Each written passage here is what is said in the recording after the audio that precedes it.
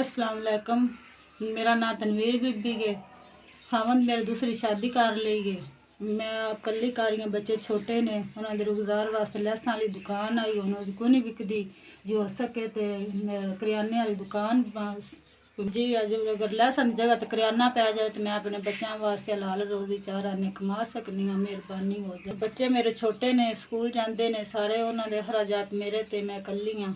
इस वास्ते लैसां कोई नहीं पिंड में थां विकदियां ते करियाना पै जाए तो चलो साडा भी कोई हिसाब किताब चल जाए। बच्चा जो अगर करियाना पै गया तो बच्चों की रोजी मेरी बेहतर हो जाएगी। लैसां ना विकन तो मेरा सारा समान भी बर्बाद हो गया तो दुकान में समान ज़ाया हो गया। लैसां नहीं मैं भरा दे बुए तो भरा मेरा ही मजदूर है, एक बच्चा तो ही मजदूर ही।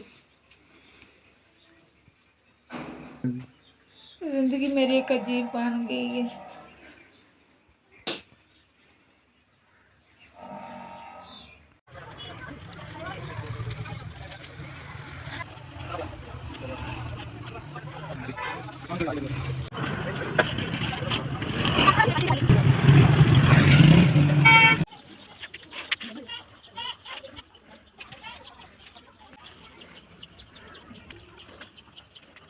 तुसां सन समान लै तो 15,000 का अल्लाह वे जल्ला तंदुरुस्ती दे। मैं नमाज पढ़ के दिन रात दुआ मंगदी मंगा दी दियाँ जो मेरे बच्चे दो आन निके निके, उन्होंने रोजी अल्लाह दे। 10 उठदियां बांदियां दुआ दें भला हो जो तुसां 15,000 का समान लै दिता लाई गए जो कोई नहीं सकदी। उन्हें भी बेच के तो समान बेच पा लान अल्लाह करे दा साढ़े बच्चों की रोजी अल्लाह दे दा पिया तो बच्चों आराम नाल तलीम हासल कर लैन।